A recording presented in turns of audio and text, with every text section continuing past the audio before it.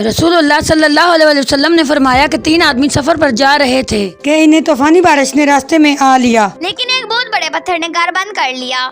ان میں سے ایک نے کہا کہ اپنے اپنے نیک اعمال یاد کرو اور ان نیک اعمال کے واسطے سے اللہ سے دعا مانگو کہ اللہ اس مصیبت سے ہمیں نکال دے، ورنہ ہم اس غار میں بھوکے پیسے مر جائیں گے۔ ان میں سے ایک نے کہا کہ میں اپنی بکریوں کا دودھ سب سے پہلے اپنے بوڑھے والدین کو دیتا تھا، ایک بار جب دودھ لے کر آیا تو وہ سو چکے تھے، میں دودھ لے کے ساری رات ان کے سرہانے کھڑا رہا۔ پتھر تھوڑا سا پیچھے سرک گیا، غار میں روشنی آ گئی۔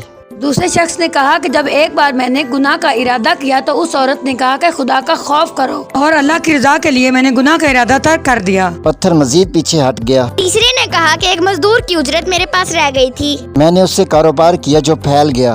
لیکن جب اس مزدور نے مجھ سے اجرت طلب کی تو میں نے سارا کاروبار اس کے حوالے کر دیا۔ ابھی اس کی بات مکمل نہ ہوئی تھی کہ پتھر غار سے ہٹ گیا۔ صحیح مسلم حدیث نمبر 6939۔